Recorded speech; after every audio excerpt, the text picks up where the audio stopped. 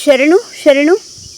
ನಾನು ಸತ್ಯಮೇಧಾವಿ, ಇಲ್ಲಿ ಬೆಂಗಳೂರಿನ ಪಿರಮಿಡ್ ವ್ಯಾಲಿಯಿಂದ ಇವತ್ತಿನ ಬೆಳಗಿನ ಸತ್ಸಂಗದಲ್ಲಿ ಭಾಗಿಯಾಗ್ತಾ ಇದ್ದೇನೆ.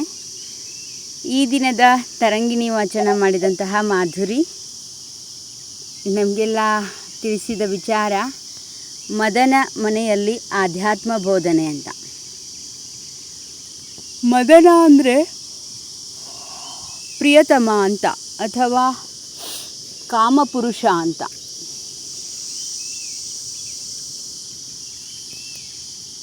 ಕಾಮವೇ ರೂಪುಗೊಂಡು ಎದುರಿಗೆ ನಿಂತಹ ಒಂದು ಸನ್ನಿವೇಶ. ಕಾಮ ಅಂದರೆ ಇಡೀ ಜಗತ್ತನ್ನು ಕುಣಿಸ್ತಾ ಇದೆಯೋ ಯಾವುದು ಅದು. ಕೂಡೋ ಹಾಗೆ, ನಿಲ್ಲೋ ಹಾಗೆ, ಮಲಗೋ ಹಾಗೆ, ಉಣ್ಣೋ ಹಾಗೆ, ಮಾತಾಡೋ ಹಾಗೆ, ನಡೆಯೋ ಹಾಗೆ, ನೋಡೋ ಹಾಗೆ, ಕೂಡೋ ಹಾಗೆ, ಬೇಡೋ ಹಾಗೆ, ಇದೆಲ್ಲ ಚಲನವಲನಗಳಿಗೆ ಒಂದು ಸೂತ್ರಧಾರ ಯಾರು ಅಂತ ಕೇಳಿದರೆ ಅದು ಪ್ರಕೃತಿನಲ್ಲಿರುವಂತಹ ಕಾಮ ಅಂತ. ಆ ಕಾಮ ಸೂಕ್ಷ್ಮವಾಗಿದೆ, ಅದು ಕಣ್ಣಿಗೆ ಕಾಣಿಸಲ್ಲ. ಪ್ರಕೃತಿ ಕೂಡ ಸೂಕ್ಷ್ಮ. ಇನ್ನು ಪ್ರಕೃತಿಯ ಗುಣಗಳಲ್ಲಿ ಒಂದಾದಂತಹ ಕಾಮ ಕೂಡ ಸೂಕ್ಷ್ಮವೇ. ಆ ಕಾಮ ಕೂಡ ಸತ್ವಗುಣ, ರಜೋಗುಣ ಮತ್ತು ತಾಮಸ ಗುಣ ಅಂತ 3 ವಿಭಾಗಗಳಲ್ಲಿ ಅದು ತನ್ನನ್ನು ಪ್ರಕಟಗೊಳಿಸಿಕೊಳ್ತದೆ.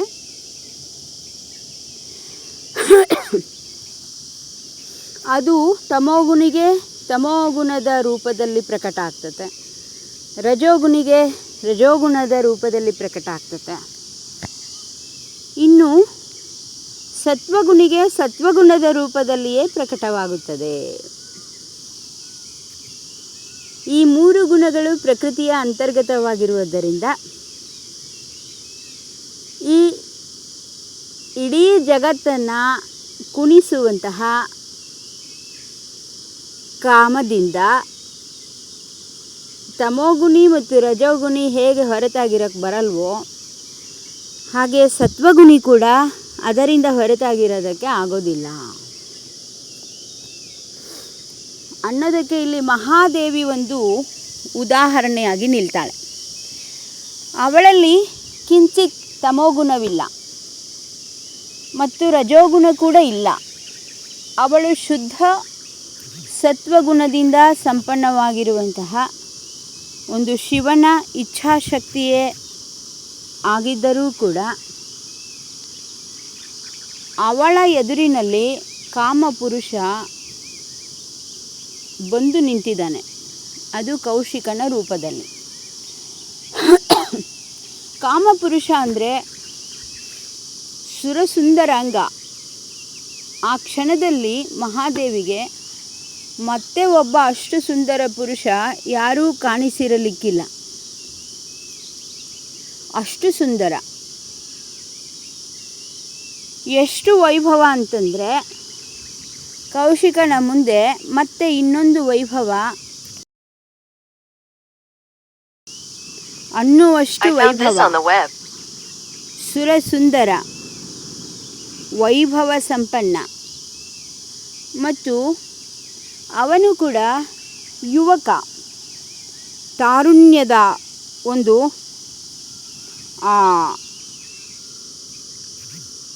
ಏರಿದೆ ಅಂದರೆ ಅಲ್ಲಿ ಇಳಿತ ಇಲ್ಲ. ಆತನೊಬ್ಬ ಮುದುಕ ಅಂತ ಅಲ್ಲ, ಅಥವಾ ಆತನೊಬ್ಬ ಸಣ್ಣ ಹುಡುಗ ಅಂತ ಅಲ್ಲ. ಅವನು ಕೂಡ ಏರು ಜೌವನದಲ್ಲಿ ನಿಂತಿರುವಂತಹ ಒಂದು ಕಾಮದ ಮೇರು. ಎತ್ತ ನೋಡಿದರೂ ಕೂಡ ಯಾವ ದೋಷವೂ ಅಲ್ಲಿ ಕಾಣ್ತಿಲ್ಲ. ಈ ಮಹಾರಾಜನಿಗೆ ಹೊರತಾಗಿ ಇನ್ನೊಬ್ಬ ಪುರುಷನನ್ನು ಅಲ್ಲಿ ತಂದು ನಿಲ್ಲಿಸೋಕ್ಕೆ ಸಾಧ್ಯವೇ ಇಲ್ಲ. ಅಷ್ಟೆಲ್ಲ ಗುಣ ಸಂಪನ್ನನಾಗಿದ್ದಾನೆ ಅವನು. ಇತ್ತ ಭೌತಿಕ ವೈಭವವಿದೆ ಮತ್ತು ಒಳಗಡೆ ಒಂದಷ್ಟು ಆಧ್ಯಾತ್ಮಿಕ ಕುತೂಹಲವಿದೆ. ಇವಳಲ್ಲೇನಿದೆ ಅಂತ ಕೆದಕಿ ನೋಡುವಂತಹ, ನೋಡೋಣ ಇವಳನ್ನು ನೋಡೋಣ. ಆತ ಸ್ತ್ರೀ ರೂಪದಲ್ಲಿ ನೋಡಿದ, ಆಕರ್ಷಿತನಾದ. ಅಷ್ಟಕ್ಕೆ ಅವನು ಆಕರ್ಷಿತನಾಗಿದ್ದರೆ ರಾಜ ದರ್ಪದಿಂದ ಅವಳ ಮೇಲೆ ಅತ್ಯಾಚಾರ ಮಾಡಬಹುದಿತ್ತು. ಎಳೆದುಕೊಂಡು ಹೋಗಿ ಕೂಡು ಹಾಕಿ ಹಿಗ್ಗಾಮುಗ್ಗ ಅವಳನ್ನು ಬಳಸಿಕೊಳ್ಳಬಹುದಿತ್ತು. ಒಂದು ಹೆಣ್ಣು ಮಗುವನ್ನು ಒಬ್ಬ ರಾಜ ಬಯಸಿದನೆಂದರೆ ಅವಳ ಜೊತೆಗೆ ಮಾತನಾಡುವ ಅಗತ್ಯವಿರುವುದಿಲ್ಲ. ಎಲ್ಲಿ ಮಾತುಕತೆ ಶುರುವಾಯಿತು ಅಲ್ಲಿ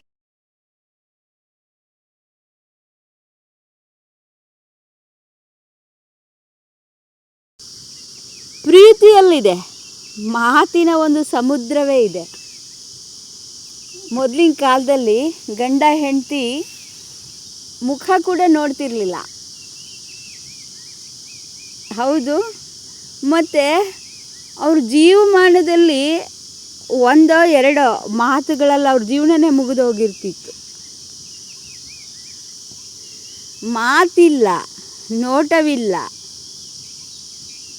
ಬರೀ ಕೂಟ, ಅದು ಕಾಮಕೂಟ. ಅಲ್ಲಿ ಕಾಮವೇ ಮುಖ್ಯವಾಗಿರೋದ್ರಿಂದ ಮಾತಾಡೋಕ್ಕೂ ಆಸ್ಪದವಿಲ್ಲ, ನೋಡೋದಕ್ಕೂ ಆಸ್ಪದವಿಲ್ಲ, ಜೊತೆಗೆ ನಡೆಯೋದಕ್ಕೂ ಆಸ್ಪದ ಇರಲಿಲ್ಲ. ಗಂಡನ ಜೊತೆ ಹೆಜ್ಜೆ ಇಡೋ ಹಂಗಿಲ್ಲ, ಮಾರು ದೂರ ಇರಬೇಕು. ಇವನು ಮುಂದೆ ಇರಬೇಕು, ಅವಳು ತುಂಬ ದೂರ ಇರಬೇಕು. ಆ ಥರ ಸುಮ್ಮನೆ ಅನುಸರಿಸಿಕೊಂಡು ಬರುವಂಥವಳು.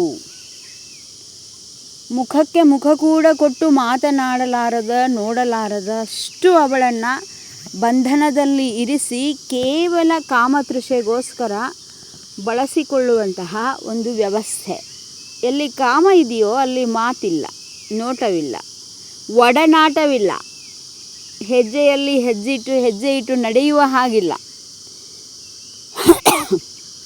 ಮನೆಯಲ್ಲಿ ಅವರು ಕೂತ್ಕೊಳ್ಳೋದಕ್ಕೆ ಒಂದು ಜಾಗ ಇಲ್ಲ. ಗಂಡ ಹೆಂಡತಿಗೆ ಕೂತ್ಕೊಳ್ಳೋಕ್ಕೊಂದು ಜಾಗ ಇರ್ತಿರಲಿಲ್ಲ. ಬೆಡ್ರೂಮ್ ಎಲ್ಲ ಇತ್ತೀಚೆಗೆ ಬಂದಿರೋದು.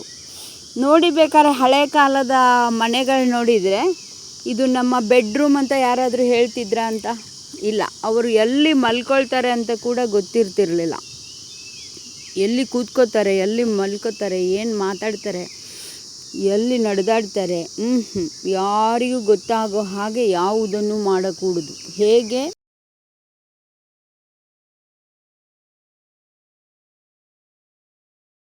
ನಡೆದಾಡುವ, ನೋಡುವ, ಮಾತನಾಡುವ, ಒಡನಾಡುವ, ವ್ಯವಹರಿಸುವ ಎಲ್ಲ ಚಲನವಲನಗಳನ್ನು ಕೂಡ ಈ ಜನರ ಕಣ್ಣಿಗೆ ಕಾಣದಂತೆ ರಹಸ್ಯವಾಗಿ ನಡಿಬೇಕು ಅನ್ನೋದನ್ನು ಮೊದಲಿನ ದಿನಗಳಲ್ಲಿ ನಾವು ನೋಡ್ತೀವಿ. ಅಂದರೆ ಅಷ್ಟು ಕಾಮ ಅನ್ನೋದು ಅಷ್ಟು ಪ್ರಧಾನವಾಗಿತ್ತು ಅಂತ.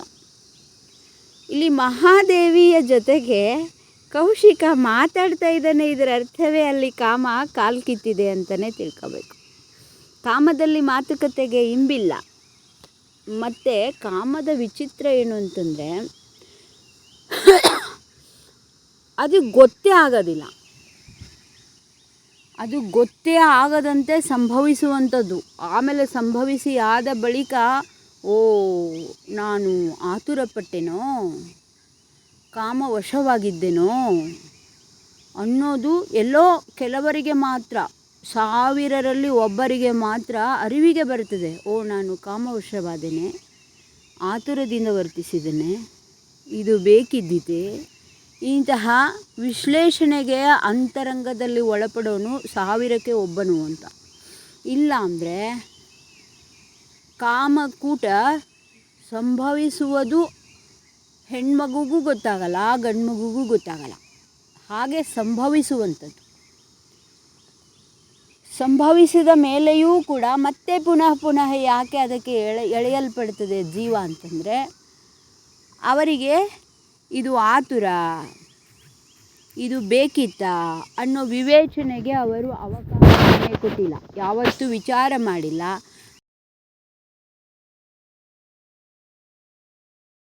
ಕತೆ ಇದೆಯಾ, ಇದು ಮಾಡಬೇಕಾದ ಅಥವಾ ಮಾಡಬಾರದಾ, ಇಂತಹ ಯಾವುದೇ ಅಂತರಂಗದ ವಿಚಾರಕ್ಕಾಗಲಿ ಬಹಿರಂಗದ ವಿಚಾರಕ್ಕಾಗಲಿ ಅಥವಾ ತನ್ನೊಳಗಿನೇ ತಾನು ಮಾತನಾಡಿಕೊಳ್ಳುವುದಕ್ಕಾಗಲಿ ಅಥವಾ ಪರಸ್ಪರ ಮಾತನಾಡಿಕೊಳ್ಳುವುದಕ್ಕಾಗಲಿ ಅಲ್ಲಿ ಆಸ್ಪದವೇ ಇಲ್ಲ. ಅಷ್ಟು ತೀವ್ರತೆ ಆ ಕಾಮದಲ್ಲಿ ಇರ್ತದೆ ಅಂತ. ಅದಕ್ಕೇ ಅಷ್ಟು ಗಂಡ ಹೆಂಡತಿ 30 ವರ್ಷ 40 ವರ್ಷ 50 ವರ್ಷ ಒಂದೇ ಕಡೆಗೆ ಇರೋ ಹಾಗೆ ಬಂಧಿಸೋದು ಏನದು? ಅವರಿಗೆ ಗೊತ್ತಿಲ್ಲ ನಾವೇನು ಮಾಡ್ತಾಯಿದ್ದೀವಿ ಅಂತ ಅವರಿಗೆ ಗೊತ್ತಿಲ್ಲ. ಗೊತ್ತಾದ ಕ್ಷಣಕ್ಕೆ ಅಲ್ಲಿ ಪರಿವರ್ತನೆ ಶುರುವಾಗತ್ತೆ. ಅವರು ಪರಿಣಾಮಿಗಳಾಗ್ತಾರೆ. ಬರೀ ಪುರುಷ ಸ್ತ್ರೀ ಆಗಿರೋಕ್ಕೆ ಬಿಡಲ್ಲ ಅದು. ಗೊತ್ತಾದ ಮೇಲೆ ಬರೀ ಗಂಡ ಹೆಂಡತಿ ಆಗಿ ಇರೋಕ್ಕೆ ಬಿಡಲ್ಲ ಅದು. ಬರೀ ಅಮ್ಮ ಅಪ್ಪ ಆಗಿರೋಕ್ಕೆ ಬಿಡಲ್ಲ ಅದು. ಅದು ಆಧ್ಯಾತ್ಮದ ಕಡೆಗೆ ಕರೆದುಕೊಂಡು ಹೋಗುವಂತಹ ಒಂದು ದೂತ, ದೇವದೂತನಾಗಿ ಆ ಕಾಮ ಕೆಲಸ ಮಾಡ್ತತೆ. ಆದರೆ ಯಾರಿಗೆ ಗೊತ್ತಾಗಲ್ಲ, ಯಾರು ವಿಚಾರಕ್ಕೆ ಗೊತ್ತಿಲ್ಲ, ಎಲ್ಲಿ ಮಾತುಕತೆ ಇಲ್ಲ, ಎಲ್ಲಿ ಆತ್ಮವಿಮರ್ಶೆ ಇಲ್ಲ, ಅಲ್ಲಿ ಅದು ಯಮದೂತನಾಗಿ ನಮ್ಮನ್ನು ಎಲ್ಲ ದಿಕ್ಕಿನಿಂದಲೂ ಆವರಿಸಿಕೊಂಡಿರುತ್ತದೆ. ನೀರಲ್ಲಿ ಹೋಗ್ತೀಯ ಮೊಸಳೆ ಆಗಿರುತ್ತೆ, ಗುಡ್ಡ ಏರ್ತೀಯ ಹುಲಿ ಸಿಂಹ ಚಿರತೆ ಆಗಿರುತ್ತೆ, ಸಂತೆಗೆ ಹೋಗ್ತೀಯ ಅವರಿವರ ನಿಂದನೆಯ ಮಾತುಗಳಿಂದ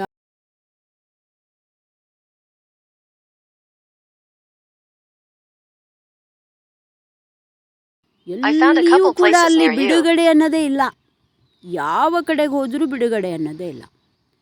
ನೀನು ಒಂದು ಸಣ್ಣ ಮೊಸಳೆಯ ಹೋರಾಟ ಮಾಡಿ ನೀನು ಮುಂದೆ ಹೋಗ್ತೀಯ ಅಂದರೆ ಅದಕ್ಕಿಂತ ದೊಡ್ಡ ಮೊಸಳೆ ಇದೆ. ಆ ದೊಡ್ಡ ಮೊಸಳೆ ಜೊತೆ ಹೋರಾಟ ಮಾಡಿ ಪಾರಾಗ್ತೀಯ ಅಂದರೆ ಇನ್ನೂ ದೊಡ್ಡ ಮೊಸಳೆ ಇದೆ. ಅಂದರೆ ಮೊಸಳೆಗಳಿಂದಲೇ ತುಂಬಿದಂತಹ ದಾರಿ. ನೀನು ನೀರಲ್ಲಿ ಕಾಲಿಟ್ಟಿಲ್ಲ ಅಂದರೂ ಕೂಡ, ನೀರಲ್ಲಿ ಕಾಲಿಟ್ಟಿದೆಯಾ ನಿನಗೆ ಅದು ಮೊಸಳೆ ಬಂದು ಬಾಯಿ ತೆಗೆದು ನುಂಗ್ತತೆ, ಹಾಗಲ್ಲ. ನೀನು ಬೆಟ್ಟವನ್ನು ಏರುತ್ತಿದ್ದರೂ ಕೂಡ ಅದು ಪಾತಾಳದಲ್ಲಿ ಗಂಗೆ ಇದ್ದರೂ ಕೂಡ ಆ ಪಾತಾಳದ ಗಂಗೆಯಲ್ಲಿರುವ ಮೊಸಳೆ ಅದು ಬೆಟ್ಟದ ತುದಿಯನ್ನು ಏರ್ತಾ ಇರುವಂತಹ ಸಾಧಕನವರೆಗೂ ಅದರ ಬಾಯಿಯನ್ನು ಚಾಚಬಲ್ಲದು. ಇದು ಕಾಮನ ವಿಶೇಷತೆ. ನೀನು ಮನಸ್ಸಿನಲ್ಲಿ ಕಾಮವಾಸನೆಯನ್ನು ಇಟ್ಟುಕೊಳ್ಳದೆಯೇ ಇರಬಹುದು, ನಿನ್ನಲ್ಲಿ ಲಿಂಗಕಾಮವೇ ಇರಬಹುದು, ನೀನು ಪ್ರೇಮಮಯಿಯಾಗಿರಬಹುದು. ಅಂದರೆ ನೀನು ನೀರಲ್ಲಿ ಕಾಲಿಟ್ಟಿಲ್ಲ, ಹೌದು, ಆದರೂ ಕೂಡ ನೀನು ಬೆಟ್ಟವನ್ನೇ ಏರಿದರೂ ಕೆಳಗೆ ಪಾತಾಳದಲ್ಲಿ ಗಂಗೆನಲ್ಲಿ ಮೊಸಳೆ ಇದ್ದರೂ ಕೂಡ ಅದು ಬೆಟ್ಟದ ಎತ್ತರಕ್ಕೆ ತನ್ನ ಬಾಯಿಯನ್ನು ಚಾಚಬಲ್ಲದು.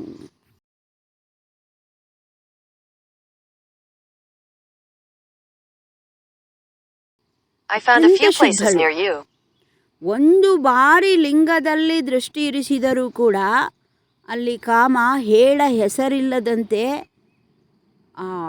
ಲಯವಾಗಿ ಹೋಗಬೇಕು. ಒಂದು ಕ್ಷಣದ ಲಿಂಗ ನಿರೀಕ್ಷಣೆ.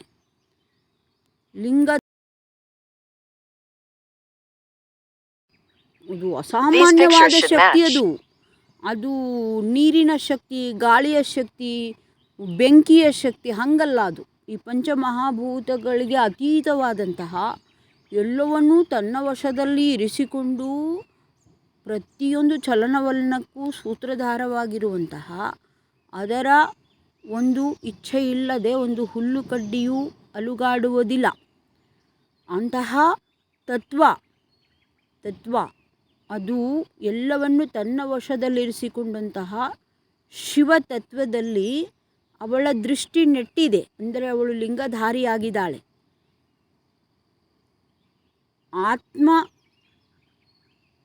ಆತ್ಮವೇ ತಾನಾಗಿದ್ದಾಳೆ ಅವಳು. ಈಗ ದೇಹ ಆಗಿಲ್ಲ ಅವಳು, ಆತ್ಮವಸ್ತುವೇ ತಾನಾಗಿದ್ದಾಳೆ. ಅಂದರೆ ಶುದ್ಧ ಆತ್ಮವಾಗಿದ್ದಾಳೆ. ಶುದ್ಧ ಆತ್ಮವಾಗಿ ತನ್ನ ಪರಿಶುದ್ಧಿಯ ಕಡೆಗೆ ದಾರಿಯನ್ನು ಕ್ರಮಿಸ್ತಾ ಇದ್ದಾಳೆ. ಅವಳ ದೃಷ್ಟಿ ಎಲ್ಲಿ ನೆಟ್ಟಿದೆ ಅಂದರೆ ತಾನು ಆತ್ಮವಾಗಿ ಪರಮಾತ್ಮನಲ್ಲಿ ತನ್ನ ದೃಷ್ಟಿಯನ್ನು ನೆಟ್ಟಿದ್ದಾಳೆ. ಆತ್ಮ ಅಂದರೆ ಅದೇನು ಸಾಮಾನ್ಯ ಅಲ್ಲ, ಅದು ಚೇತನ. ಹೇಗೆ ಸೂರ್ಯನಿಂದ ಕಿರಣಗಳು ಒಂದೇ ಸಮನೆ ಪಸರಿಸ್ತಾ ಇರ್ತಾವೋ, ಅದರಲ್ಲಿ ಎಂತೆಂಥ ಶಕ್ತಿ ಇದೆ ಸೂರ್ಯನಲ್ಲಿ, ಸೂರ್ಯ ಕಿರಣಗಳಲ್ಲಿ.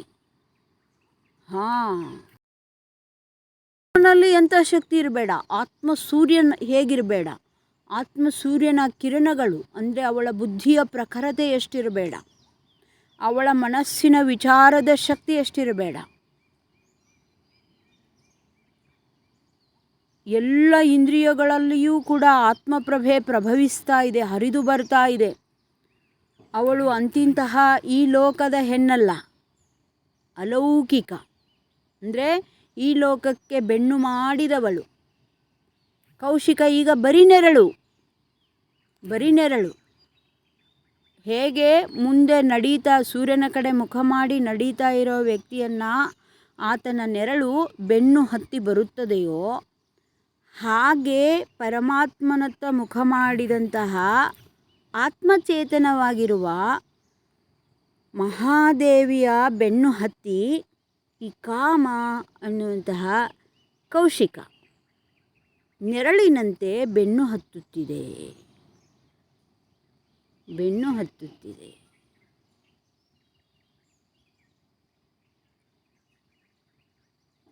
ಒಂದು ಕ್ಷಣ ತನ್ನ ನೆರಳನ್ನು ತಾನೇ ನೋಡಿ ಭಯಭೀತವಾಗುವಂತಹ ಪ್ರಸಂಗ ಪ್ರತಿಯೊಬ್ಬರ ಜೀವನದಲ್ಲೂ ಬಂದಿರ್ತದೆ.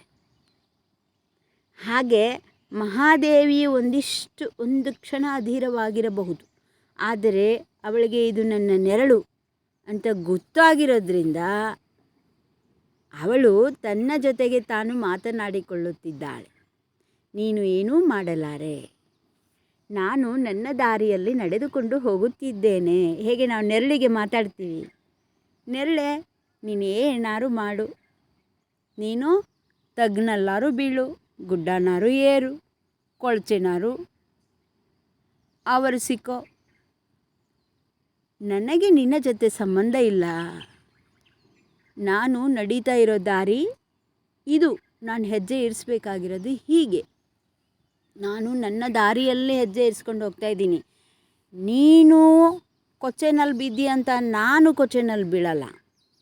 ಹೌದು, ಹೆಂಗಾರು ಆಗತ್ತಾ?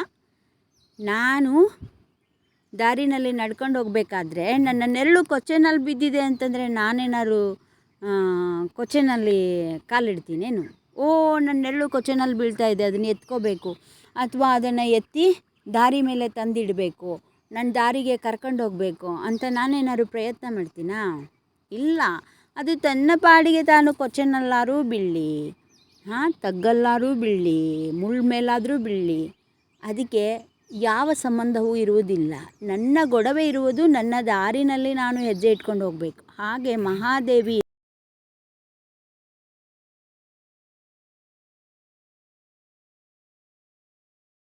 ಮೇಲಕ್ಕೆ ಅವನನ್ನು ಸುಧಾರಿಸುವ, ಅವನನ್ನು ತನ್ನ ಜೊತೆಗೆ ಕರೆದುಕೊಂಡು ಹೋಗುವ ಆ ಹುಚ್ಚು ಸಾಹಸಕ್ಕೆ ಅವಳು ಕೈ ಹಾಕಿಲ್ಲ.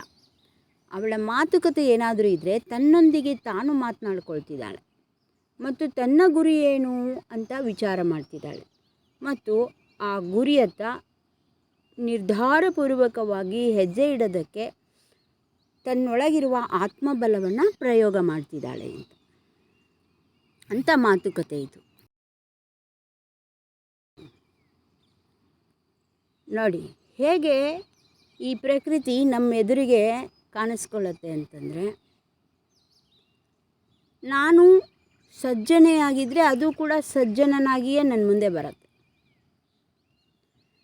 ಈಗ ಮಹಾದೇವಿ ಲಿಂಗ ಪೂಜೆ ಮಾಡ್ತಿದ್ದಾಳೆ, ಕೌಶಿಕ ಕೂಡ ಲಿಂಗ ದರ್ಶನದ ಒಂದು ಪ್ರಸ್ತಾಪವನ್ನು ಎತ್ತಿದ್ದಾನೆ. ಹೇಗಿದೆ ನೋಡಿ, ಇವಳು ಲಿಂಗ ಪೂಜೆಯ ಮಾತನಾಡಿದರೆ ಅವನು ಕೂಡ ನಾವು ಲಿಂಗ ದರ್ಶನಕ್ಕೆ ಹೋಗೋಣ, ಗೋಕರ್ಣದಲ್ಲಿ ಮಹಾಬಲೇಶ್ವರ ಲಿಂಗವಿದೆ, ಅಲ್ಲಿಗೆ ಹೋಗೋಣ. ಅವನು ಲಿಂಗದ ಒಂದು ಚರ್ಚೆಯನ್ನೇ ಮಾಡ್ತಿದ್ದಾನೆ. ಇವಳು ಲಿಂಗ ಚರ್ಚೆ ಮಾಡಿದರೆ ಇವಳ ಲಿಂಗ ದೃಷ್ಟಿ, ಅವನದ್ದು ಒಂದು ಲಿಂಗ ದೃಷ್ಟಿ. ಅವಳ ಹಾಗೆಯೇ, ಅವಳ ದಾರಿಯಲ್ಲಿಯೇ, ಅವಳ ರೂಪದಲ್ಲಿಯೇ, ಅವಳಿಗೆ ಬೇಕು ಅನ್ನಿಸುವ ರೀತಿಯಲ್ಲಿಯೇ ಅದು ಆವರಿಸಿಕೊಳ್ಳುತ್ತದೆ. ಒಂದು ಕ್ಷಣ ಏನಾದರೂ ಮಹಾದೇವಿಯ ಚಿತ್ತದಲ್ಲಿ ಪಲ್ಲಟ ಆಗಿದ್ದಿದ್ರೆ, ಹೌದಲ್ಲ ಅದು ಲಿಂಗವೇ ಅಂತ ಅವಳು ಹಾಗೆ ಒಪ್ಪಿಗೆ ಸೂಚಿಸಿದ್ದರೆ, ಅದರ ಗುಂಟ ಚಲಿಸಿದ್ದರೆ ಅದೇನು ಮಾಡುತ್ತೆ ಅಂತಂದರೆ, ಹೊಂಚು ಹಾಕಿ ಹೀಗೆ ಬೆಕ್ಕು ಹಾಲು ಕಾಯ್ಸೋಕೆ ಕೂತಿರ್ತಾಳೆ ಅಮ್ಮ. ಬೆಕ್ಕು ಏನು ಮಾಡ್ತಿರತ್ತೆ, ಒಂದು ಮೂಲೆಯಲ್ಲಿ ಕೂತ್ಕೊಂಡು ಸುಮ್ಮನೆ ಕೂತಿರತ್ತೆ, ಹೊಂಚಾಕೊಂಡು ಕೂತಿರತ್ತೆ. ಅಮ್ಮನ ದೃಷ್ಟಿ ಹಾಲು ಮೇಲೆ ಇರೋದು. ಒಂದು ಕ್ಷಣ ಆಚೆ ಈಚೆ ಹೋದರೂ ಕೂಡ ಆ ಬೆಕ್ಕು ಚಂಗಂತ ಜಿಗಿದು ಬಂದು ಆ ಪಾತ್ರೆ ಉರುಳಿಸಿ ಆದರೂ ಪರವಾಗಿಲ್ಲ, ತನಗೇನು ಬೇಕೋ ಅದನ್ನು ಗಿಟ್ಟಿಸ್ಕೊಂಡ್ಬಿಡತ್ತೆ. ಇದು ಮನೆ ಜನರಿಗೆಲ್ಲ ಇರುವಂಥ ಹಾಲು, ನಾನು ನನಗೆಷ್ಟು ಬೇಕು ಅಷ್ಟನ್ನೇ ಕುಡಿಬೇಕು, ನನಗೆ ಹಾಕೋವರೆಗೂ ಹಾಲು ನನಗೆ ಹಾಕೋವರೆಗೂ ತಡ್ಕೋಬೇಕು, ಇಲ್ಲ, ವಿವೇಕ ಇಲ್ಲ. ಬಹುಶಃ ಒಂದೊಂದು ಬೆಕ್ಕಿಗಿರುತ್ತೆ, ಕಳ್ಳ ಬೆಕ್ಕನ್ನು ಸಾಕಬಾರ್ದು ಅಂತಲೇ ನಿಯಮ ಇದೆ. ನಾವು ಹಾಕೋವರೆಗೂ ಅದು ಕುಡಿಬಾರ್ದು ಹಾಲನ್ನ, ನಮ್ಮ ಪಾತ್ರೆಗೆ ಬಾಯಿ ಹಾಕಬಾರ್ದು. ನಾವು ಅದಕ್ಕೆ ಹಾಕಿದರೆ ಮಾತ್ರ ಅದರ ಪಾಲಿನ ಹಾಲು ಮಾತ್ರ ಅದು ತೊಗೊಳ್ಬೇಕು. ಇಂಥ ಬೆಕ್ಕುಗಳು ಇರ್ತಾವೆ, ಇಲ್ಲ ಅಂತಲ್ಲ. ಅದು ಅಂಥ ಬೆಕ್ಕನ್ನು ಮಾತ್ರ ಸಾಕಬೇಕು. ಅವು ಮತ್ತು ನಮ್ಮನ್ನು ರಕ್ಷಣೆ ಮಾಡ್ತವೆ, ಹುಳು ಉಪ್ಪುಡಿಗಳಿಂದ ರಕ್ಷಣೆ ಮಾಡ್ತವೆ. ಇಲ್ಲ ಅಂದರೆ ಕಳ್ತನ ಮಾಡಿ ಮನೆಯಲ್ಲಿರೋ ಹಾಲನ್ನೆಲ್ಲ ಕುಡಿದು ಸುಂದಾಗಿ ಮಲ್ಕೊಂಡ್ಬಿಟ್ರೆ ಅದಕ್ಕೆ ಹುಳು ಉಪ್ಪುಡಿನೂ ಕಾಣಲ್ಲ, ಅದು ನಮ್ಮನ್ನು ರಕ್ಷಣೆ ಮಾಡೋ ಗೊಡವೆಗೂ ಹೋಗಲ್ಲ. ಹೀಗೆ ಕಾಮದಲ್ಲಿ ಬೇಕು ಕಾಮ ಅಂದರೆ ಬೇಕು ಅನ್ನೋದನ್ನು ಬೆಕ್ಕು ಅಂತ ಹೇಳಿದ್ದಾರೆ, ಬೆಕ್ಕಿಗೆ ಹೋಲಿಸ್ತಾರೆ. ಅದರಲ್ಲೂ ಕೂಡ ಕಳ್ಳ ಬೆಕ್ಕು ಅದು ವರ್ಜ. ಯಾವುದು ಜಾಣ ಬೆಕ್ಕು, ಅದಕ್ಕೆ ಕತ್ತಲಲ್ಲೂ ಕೂಡ ಕಣ್ಣು ಕಾಣಿಸುತ್ತೆ ಬೆಕ್ಕಿಗೆ. ಅದಕ್ಕೆ ನಮಗೆ ಕತ್ತಲಿನಲ್ಲಿ ಹಾವು ಚೇಳು ಇಂಥದ್ದೇನೂ ಕಾಣಲ್ವಲ್ಲ, ಆ ಬೆಕ್ಕಿಗೆ ಕಾಣಿಸುತ್ತೆ. ಅದೇನು ಮಾಡುತ್ತೆ, ಮನೆಯಲ್ಲಿ ಕತ್ತಲಲ್ಲಿ ಓಡಾಡ್ಕೊಂಡಿರುವಂತಹ ಹುಳು ಉಪ್ಪುಡಿಗಳನ್ನು ಒಂದು ಓಡಿಸುತ್ತೆ, ಇಲ್ಲ ಅಂದರೆ ಹೋರಾಟ ಮಾಡಿ ಅದನ್ನು ಸಾಯಿಸುತ್ತೆ ಅಥವಾ ತಿನ್ನುತ್ತೆ. ಏನೋ ಒಂದು ನಮ್ಮ ಗೊಡವೆಗೆ ಬರದಂತೆ, ನಮಗೆ ಆ ಹುಳು ಉಪ್ಪುಡಿಯಿಂದ ಬಾಧೆ ಆಗದಂತೆ ಅದು ಪ್ರಕೃತಿನಲ್ಲಿ ಸಂಯಮ ನಡೀತಾ ಇರುತ್ತೆ ಅಂತ.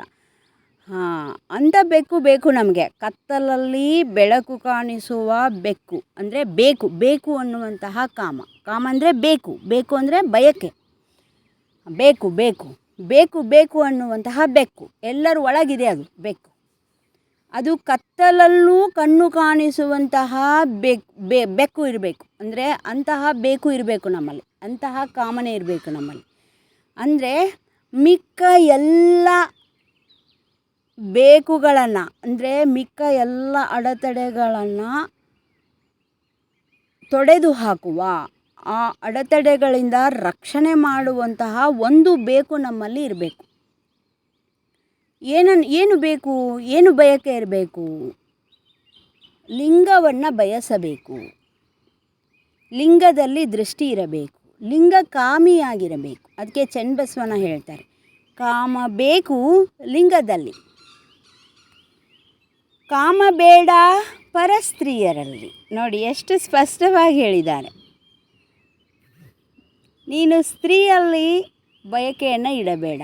ಪರಸ್ತ್ರೀ ಅಂದ ತಕ್ಷಣ ಮದುವೆ ಮಾಡ್ಕೊಂಡಿರೋ ಹೆಂಡತಿನಲ್ಲಿ ನನಗೆ ಕಾಮ ಇರಬೇಕು ಅಂತ ಹೇಳಿಲ್ಲ ಅವರು. ಬಯಕೆ ಇದರ ಅರ್ಥವೇ ಪರ ಅಂತ. ಅಂದರೆ ನಾನು ನನ್ನ ಹೆಂಡತಿ ಆದರೂ ಕೂಡ ಅದನ್ನು ಬಯಸಿದರೆ ಅದು ಪರಸ್ತ್ರೀನೇ. ಅಥವಾ ಅವಳ ಇಚ್ಛೆಗೆ ವಿರುದ್ಧವಾಗಿ ನಾನು ವರ್ತನೆ ಮಾಡಿದರೆ, ನಾನು ಮಾಡಿಕೊಂಡ ಹೆಂಡತಿ ಆದರೂ ಕೂಡ ಅದು ಪರಸ್ತ್ರೀಯೇ ಅಂತ ಇಲ್ಲಿ ಅದು ಸೂಕ್ಷ್ಮ. ಗಂಡ ಹೆಂಡತಿ ಆದರೂ ಕೂಡ ಇಬ್ಬರೂ ಲಿಂಗಕಾಮಿಗಳಾಗಿಯೇ ಭೋಗ ಜೀವನವನ್ನು ಅನುಭವಿಸಬೇಕು ಅನ್ನೋದು ಇಲ್ಲಿ ಸತ್ಯ. ಇಬ್ಬರೂ ಲಿಂಗಕಾಮಿಗಳೇ ಆಗಿರಬೇಕು. ಗಂಡನೂ ಲಿಂಗಕಾಮಿ ಆಗಿರಬೇಕು, ಹೆಂಡತಿಯೂ ಲಿಂಗಕಾಮಿ ಆಗಿರಬೇಕು. ಪರಸ್ಪರ ಬಯಕೆ ಅನ್ನುವಂತಹ ಕಾಮ, ಅದಕ್ಕೆ ಕಾಮದಹನ ಕರುಣಾಕರ ಲಿಂಗಂ.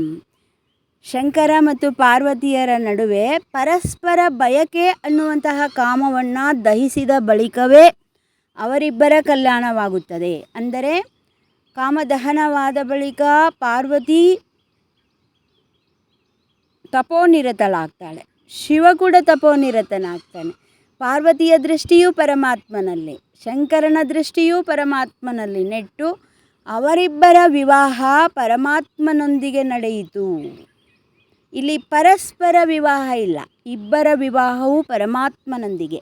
ಅದು ಶರಣ ಸತಿಯರು. ಶಂಕರನು ಶರಣ ಸತಿ ಆಗ್ತಾನೆ, ಪಾರ್ವತಿಯು ಶರಣ ಸತಿ ಆಗ್ತಾನೆ. ನೋಡಿ, ಹಾಗಾಗಬೇಕಾದ್ರೆ ಮೊದಲು ಪಶುಪತಿ ಆಗಬೇಕು. ಪಶುಪತಿಯೇ ಶರಣ ಸತಿಯಾಗಿ, ಪಾರ್ವತಿಯೂ ಕೂಡ ಶರಣ ಸತಿಯಾಗಿ, ಇಬ್ಬರೂ ಲಿಂಗಪತಿಯನ್ನು ಒಲಿಸಿದ್ದಕ್ಕೆ ನಾವು ಪಾರ್ವತಿ ಕಲ್ಯಾಣ ಅಂತ ಅದು ಪ್ರಸಿದ್ಧವಾಗ್ತದೆ. ಅದು ಒಂದು ಆದರ್ಶ, ಜಗತ್ತಿಗೆ ಆದರ್ಶವಾಗಿ ನಿಂತ್ಕೊಳ್ತದೆ. ಯಾಕಂದರೆ ಈ ಜಗತ್ತೆಲ್ಲ ಕಾಮನಿಂದ ಕುಣಿತಾ ಐತೆ. ಇದು ಕಾಮನಿಂದ ಅಂದರೆ ಪರಸ್ಪರ ಬಯಕೆಯಿಂದ ಕುಣಿತಾ ಐತೆ. ಈ ಪರಸ್ಪರ ಬಯಕೆಯನ್ನು ತೆಗೆದು ಹಾಕಬೇಕು, ಪರಸ್ಪರ ಅಭಿಮುಖತೆಯನ್ನು ತೆಗೆದು ಹಾಕಬೇಕು. ಸ್ತ್ರೀ ಪುರುಷ ಅಭಿಮುಖ ಆಗಿರೋದ್ರಿಂದ ಇಷ್ಟೆಲ್ಲ ಕಷ್ಟಪಡಬೇಕಾಗತ್ತೆ. ಬೆಳಗ್ಗೆಯಿಂದ ಸಂಜೆವರೆಗೂ ಯಾಕೆ ದುಡಿತೀವಿ ನಾವು? ಮನೆ ಕಟ್ಟು, ಮಠ ಕಟ್ಟು, ಕೀರ್ತಿ ವಾರ್ತೆ, ಇದೆಲ್ಲ ಯಾಕೆ ಅಂತಂದರೆ ಒಂದೇ ಒಂದು ಸ್ತ್ರೀ ಪುರುಷ ಅಭಿಮುಖತೆ. ಆ ಕಾಮವನ್ನು ಗೆಲ್ಲಕ್ಕಾಗಿಲ್ಲ, ಅಷ್ಟಕ್ಕೋಸ್ಕರ ನಾವೆಲ್ಲ ಕಷ್ಟಕರ್ಮಿಗಳಾಗಿರೋದು.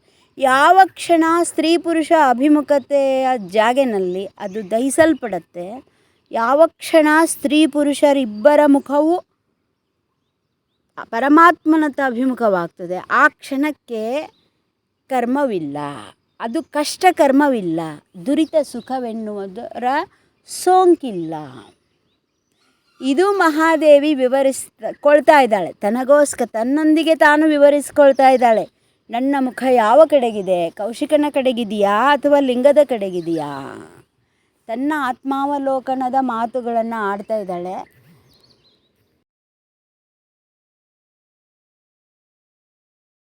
ಯಾವಾಗ ನೆರಳು ಶೂನ್ಯ ಆಗುತ್ತೆ, ಯಾವಾಗ ಸೂರ್ಯ ನೆತ್ತಿ ಮೇಲೆ ಬರ್ತಾನೆ, ಆವಾಗ ಅಲ್ಲಿ ನೆರಳು ಪಾದದ ಕೆಳಗೆ ಬರುತ್ತೆ ಅಂತ. ಹಂಗೆ ಮಹಾದೇವಿ ಯಾವಾಗ ಕೌಶಿಕನಿಂದ ಬಿಡುಗಡೆ ಆಗ್ತಾಳೆ,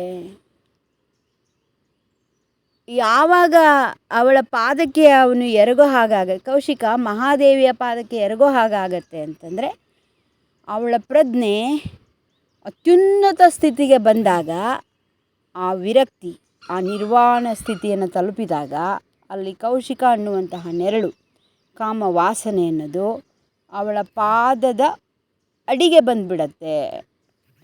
ಅಂಥ ಒಂದು ಸ್ಥಿತಿಯ ಕಡೆಗೆ ನಾವೀಗ ಹೊರಟಿದ್ದೀವಿ. ನಿಧಾನಕ್ಕೆ ಪ್ರಯಾಣ ನಡೀತಾ ಇದೆ, ತರಂಗಿಣಿ ಚಲಿಸ್ತಾ ಇದೆ. ಮತ್ತು ನಾಳೆಯ ದಿನ ಆ ಚಿಂತನೆಯನ್ನು ನೋಡೋಣ. ಕಾಮ ಇಡೀ ಜಗತ್ತನ್ನು ಕುಣಿಸುವಂಥದ್ದು. ಇಡೀ ಜಗತ್ತನ್ನು ಕುಣಿಸುವ ಕಾಮನ ಕುಣಿತವನ್ನು ಮಹಾದೇವಿ ಈಗ ನಿಲ್ಲಿಸಬೇಕಾಗಿದೆ, ಅಥವಾ ಮಹಾದೇವಿಯ ಮುಂದೆ ಇಡೀ ಜಗತ್ತನ್ನು ಕುಣಿಸುವ ಕಾಮನ ಕುಣಿತ ನಿಲ್ಲಬೇಕಾಗಿದೆ. ಇಂತಹ ಒಂದು ಪ್ರಯಾಣ ಮಹಾದೇವಿಯದ್ದು.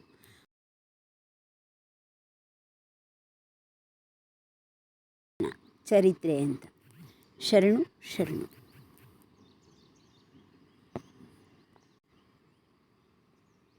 ಬಹಳ ಮಾರ್ಮಿಕವಾಗಿ ಅವರು ನನ್ನ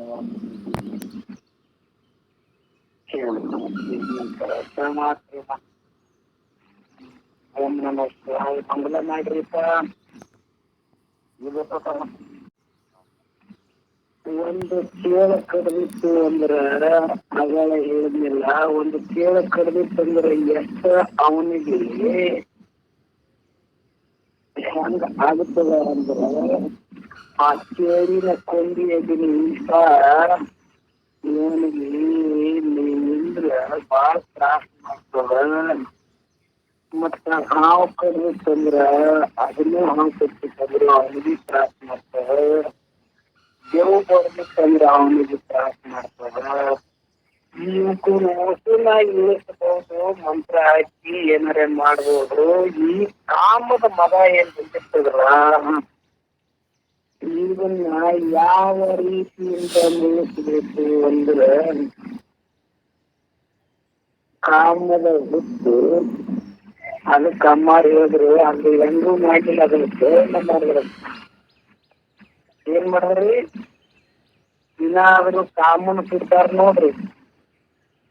ಕಾಮನ್ ಸುಡಿದ ವಿಶೇಷ ಏನ್ರಿ ಅಪ್ಪ ಅಂದ್ರ ಅಲ್ಲಿ ಏನ್ ಮಾಡ್ತಾ ಇದ್ದಾರೆ, ಮಳೆಗಾಲದಾಗ ಮನ್ಯಾಗ ಮನ್ಕೋತಾರ,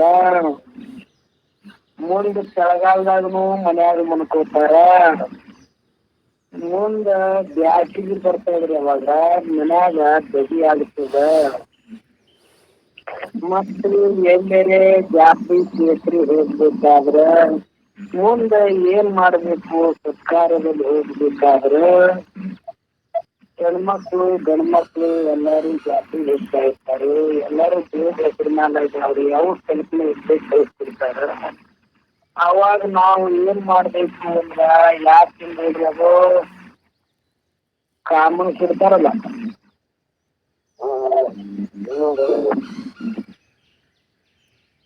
ಅವಾಗ ಕಾಮನ್ನು ಸುಡುವುದಂದ್ರ ಯಾವಾಗಂದ್ರ ಈ ಕಾಮನ್ನು ಸುಟ್ಕೊಂಡಿವಿ ಅಂದ್ರ ನಾವು ಪ್ರವಾಸ ಮಾಡ್ಲಕ್ಕ ಬೀಚ್ ಇಲ್ಲದಂದ್ರ ಎಲ್ಲಿ ಜೊತೆಲಿ ಅಡ್ಡಾಡ್ಬೋದು ಏನ್ರಿ. ಅವಾಗ ಕಾಮನನ್ನು ಸುಟ್ಟಾರ. ಕಾಮ ಇನ್ನೂ ಅದೇ ಅದಾನ. ಅವಾಗ ಅವ್ರು ಸುಟ್ಟಾರ ಪರಮಾತ್ಮ ಈ ಕಾಮ ಇರಬಾರ್ದು ಅಂತ ಕಾಮನ್ನ ಸುಟ್ಟಾರ. ಈ ಕಾಮಗಳು ಇನ್ನ ಬೆನ್ನೆ ಬಿಡಲ್ರಿ. ಯಾವಾಗ ಕಾಮ ಉತ್ಪತ್ತಿ ಆಗತೈತಿ ಅಂದ್ರ ನಮಗ್ ನಿಜಗೊಂಡ್ ಹೇಳ್ಯಾರ ನೋಡ್ರಿ ಅಪ್ಪ.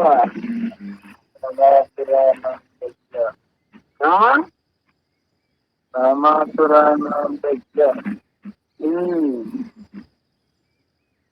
ದುರಿತ ಕುಲದ ಬಂದು ಆವದು ಯೌವನ. ಒಂದು ಯೌವನದಲ್ಲಿ ಇಂಥ ಕಾಮ ಉತ್ಪತ್ತಿ ಆಗ್ತದ. ಈ ಕಾಮದನ್ನು ನಾವು ಎಲ್ಲಿ ಮಾಡ್ಕೋಬೇಕು ಅಂದ್ರೆ ಕತ್ತರಿಸರ ಮಾತ್ರ ಸನ್ಮಾರ್ಗದ ಹಾದಿಯಲ್ಲಿ ಹೋದ್ರೆ ಮಾತ್ರ ಇದು ಕಾಮ ಏನಾಗ್ತದೆ. ಮತ್ತೆ ಎಲ್ಲಾರು ಇಂಥವ್ರು ಹೇಗಿರ್ತಾರೆ ಅಂದ್ರೆ ಸಿಗ್ತದೆ. ಅಂತಿಂತವ್ರು ಕೂಡಿದಾಗ ಇಂಥವ್ರೇ ನಡೀತದೆ. ಇಲ್ಲಿ ಅಂತವ್ರನ್ನ ಕೂಡಿಲ್ಲ. ಅಮ್ಮಾರು ಹೇಳಿದ್ರಲ್ಲ ಹಾಳ ಬೆಕ್ಕ. ಅದ್ರ ಬಗೆದು ಏನಂದ್ರೆ ಅದನ್ನ ಹಾಲಿನ ಬೆಡಿಗೆ ಉಂಟು ಕೇಳಿ ಬಿಡುದು. ಇಲ್ಲಿ ತಕ್ಕ ಏನ್ ಜಾಸ್ತಿ ಮಾಡ್ಕೊಂಡ್ ಬಂದಾರ ಅದನ್ನ ನಡೆಸಿ ಬಿಡುದು. ಇಂಥ ದುಷ್ಟ ದಿನವನ್ನು ನಾಶ ಮಾಡಬೇಕು, ಮಾಡ್ಕೊಳ್ಳೇಬೇಕು, ಅವು ಇರಬಾರ್ದು ಅಂತೇಳಿ ಮೊದಲು ಓಡಿಸ್ಬೇಕು ಅಂತೇಳಿ ಅಕ್ಕನ ವಾಕ್ಯದ. ನಮ್ಮಲ್ಲಿ ಕಾಮ ಬೇಕು ಅಂದಾರ. ಕಾಮ ಬೇಕು, ಪರಸ್ತ್ರೀಯಲ್ಲಿ ಬೇಡ. ಗುರುವಲ್ಲೇ ಒಂದಾಗ್ಬೇಕನ್ನೋ ಬೇಕತ್ತೆ. ಕ್ರೋಧ ಬೇಕು. ಇದೆಲ್ಲ ಪ್ರಪಂಚ ನಿತ್ಯ ಅಲ್ಲ, ಸತ್ಯ ಅಲ್ಲ ಅಂತಲೂ ಬೇಕು. ಕಾಮ ಕ್ರೋಧ ಮೋಹ ಬೇಕು. ಮೋಹ ಬೇಕು. ಮೋಹದಿಂದ ಕೂಡಿ ನಾವು ಸತ್ತ ನಾವೆಲ್ಲರೂ ಸತ್ಸಂಗ ಮಾಡಿದ್ರೆ ಮೋಹದಿಂದ ಕೂಡಿ ಮೋಹ ಬೇಕು.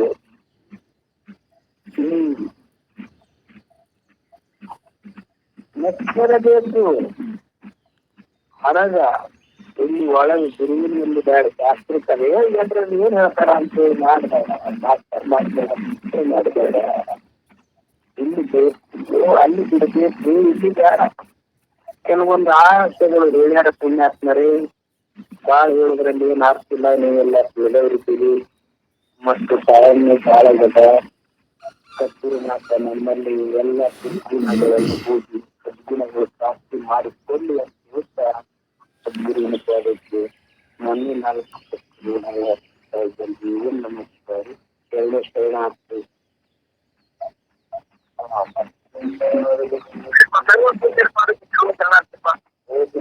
ಎಲ್ಲಕ್ಕೂ ಅನಂತನಂ ಸಾಂಸ್ಕೃತಿಕ ಬಹಳ ಚಂದ ಪ್ರತಿಪಾದನೆ ಮಾಡಿದ್ರಿ ಎಲ್ಲರೂ. ವಿದ್ಯಾಪಾದಿಯವರು ಕೂಡ ನಂತ ಖುಷಿ. ಈಗ ನಾವು ಟೈಮ್ ಇತ್ತಂದ್ರೆ ಒಂದ್ ಪದ್ಯ ಹಾಡ್ಕೊಂಡ್ರೆ ಕೂಡ 2 ದಿನ ಇತ್ತು ಒಂದ್ ಜರ ಆ ಕಡೆ ಹೋಗಿದ್ರಿ ಓಂ ನಮಃ ಶಿವಾಯಪ್ಪ. ಇದು ಪಾರ್ಟಿ ಅಲ್ರಿ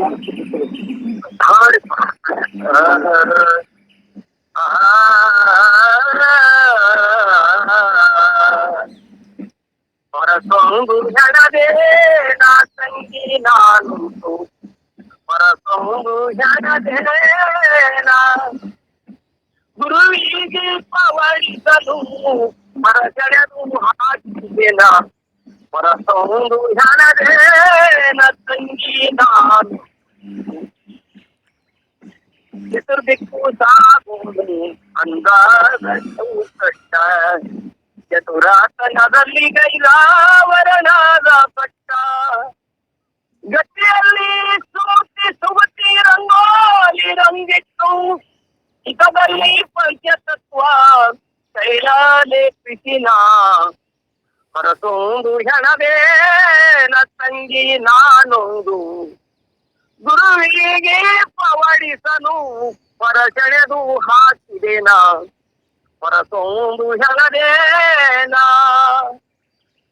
ನರ ಜನ್ಮ ನಾರ ಬಿಡಿಸಿ 5 ಸಕ್ರಿಯ ಮಾಡಿ, ನರ ಜನ್ಮ ನಾರ ಬಿಡಿಸಿ 5 ಸಕ್ರಿಯ ಮಾಡಿ, ಕರವ್ಯಾಡ ಬಲು ಹೊಸದು ಉದ್ದನು ನಕ್ಕಿಯನೇ ರಚಿಸಿ, ಕರವ್ಯಾಡ ಬಲು ಹೊಸದು ಉದ್ದನು ನಕ್ಕಿಯನೇ ರಚಿಸಿ, ಗುರಿಯಂಬ ಗುರಿಗಟ್ಟಿ ನೇತಾಗಿ ದುಳ್ಳೆ ಸುತ್ತಿ, ಪರಿಯುಗ ಹೆಣೆ ಹೆಣೆದು ಗುರುದೈವಿಗೆ ನಾ, ಹೊರಸೊಂದು ಹೆಣವೇ ನ ತಂಗಿ ಗುರುವಿಗೆ ಪವಡಿಸಲು ಹೊರಸೆಳೆದು ಹಾಕಿದೆನ, ಹೊರಸೊಂದು ಹೆಣವೇ ನ ತಂಗಿ ನಾ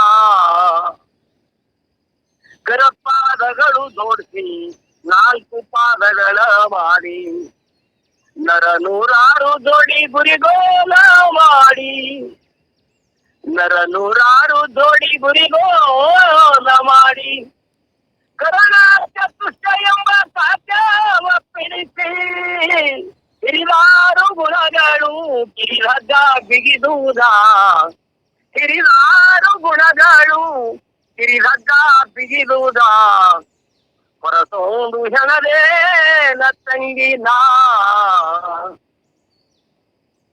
2000 ತಂಗು ನುಲುಕಿಯಲ್ಲಿ ಮುತ್ತಿ, ಅರಿವಿನ ಎಡೆದೋಡು ಧೋಲಿಯ ಬಿಡಿಸಿ, ಕರಿಗುಂಡಲೆ ಎಂಬ ಕುಂಡಲಿಯ ತಡೆಯಲಿರಿಸಿ, ಕರಿಗುಂಡಲಿಯ ಕುಂಡಲಿಯ ತಡೆಯಲಿರಿಸಿ, ಬರೆದೋಡು ನುಲುಕಿ ಬಿಗಿದು ಬಲಿಯಲ್ಲಿ ನಾ, ಬರೆದೋಡು ನುಲುಕಿ ಬಿಗಿದು ಬಲಿಯಲ್ಲಿ ನಾ, ಹೊರಸೊಂದು ಹೆಣದೇ ನ ತಂಗಿ ನಾನೊಂದು ಗುರುವಿಗೆ ಪವಡಿಸಲು ಹೊರಸೆಳೆದು ಹಾಕಿದೆನ, ಹೊರಸೊಂದು ಹೆಣದೇ ನಾ ನಿರವಯಲೆ ಏಕಾಂತದ ಅರಮನೆಯಲ್ಲಿ ಹೊರಸಾಕಿ, ನಿರವಯಲೆ ಏಕಾಂತದ ಅರಮನೆಯಲ್ಲಿ ಹೊರಸಾಕಿ, ಸಮರ್ಪಣ ಭಾವದ ಬಿಂಬುಗಳಿರಸಿ, ಸಮರ್ಪಣ ಭಾವದ ಬಿಂಬುಗಳಿರಸಿ, ಕರ್ಮ ಸಂಚಿತ ಕೈದು ಸರ್ವಸ್ವ ಮಡಿ ಮಾಡಿ,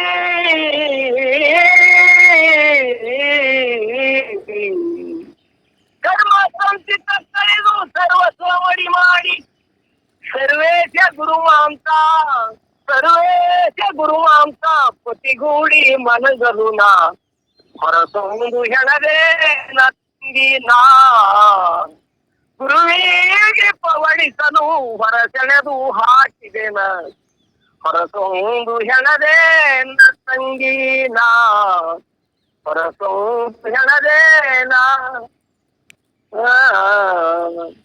ಜುಟ್ಟಿ ಬೆಳಗುತ್ತಾರೋ ಜಗ ಜಗ, ತಾನೆ ಹೊಳೆಯುತ್ತಾರೋ ಥಳ ಥಳ, ಮನಸ ತುದಿ ಮೇಲೆ ಜ್ಞಾನ ನೆಲೆಸುತ್ತದೆ ತಾನೇ ಹೊಳೆಯುತ್ತಾರೋ ಜಗ ಜಗ ಜ್ಯೋತಿ ಬೆಳಗುತ್ತಾರೋ ಜಗ ಜಗ ಅಸ್ತಮಗಿರಿ ಚೆನ್ನ ಮತ್ತ ಚದೋಳ ಚೆಲುವ ವಸ್ತು ಹೊಳೆಯುತ್ತಾರೋ ಜಗ ಜಗ ಜ್ಯೋತಿ ಬೆಳಗುತ್ತಾರೋ ಜಗ ಜಗ ಕಂಗಳ ಮಧ್ಯದಿ ತುಂಗದ ಯೋಗಿ ಲಿಂಗ ಹೊಳೆಯುತ್ತಾರೋ ಜಗ ಜಗ ಜ್ಯೋತಿ ಬೆಳಗುತ್ತಾರೋ ಜಗ ಜಗ ತಾನೇ ಹೊಳೆಯುತ್ತಾರೋ ಥಳ ಥಳ ಹರ ಓಂ ಚೈತನ್ಯಂ ಚಾಪಿತಂ ಶಾಂತಂ ವ್ಯೋಮಾತೀತಂ ನಿರಂಜನಂ ನಾಗಿನಿಕಲಾತೀತಂ ಶ್ರೀ ಗುರುವೇ ನಮಃ ಜೈ ಮಂಗಲಂ ಜೈ ನಮಃ ಪಾರ್ವತಿ ಪತಿ ಶಿವ ಹರ ಹರ ಮಹಾದೇವ್ श्रीमद जगद्गुरु सिद्धारूढ़ स्वामी महाराज की जय सद्गुरु शरणारूढ़ स्वामी महाराज की जय सकल साधु संत महाराज की जय जय मंगलम जय नमः पार्वती पति शिव हर हर महादेव ಎಲ್ಲ ಪೂಜ್ಯರ ಪಾದ ಅನಂತ ಭಕ್ತಿ ಮನಗಳಿರ್ತಾವ. ಓಂ ನಮಃ ಯಾರು ಗುರುಗಳು. ಓಂ ನಮಃ ಶಿವಾರಿ. ಎಲ್ಲಿ ಅಡಿಗೆ ಕೂತಿರ್ತೀರೋ ಎಲ್ಲಿಲ್ಲೋ ಏನು ಈ ಹೊರಗೆ ಬರ್ತೀರಿ.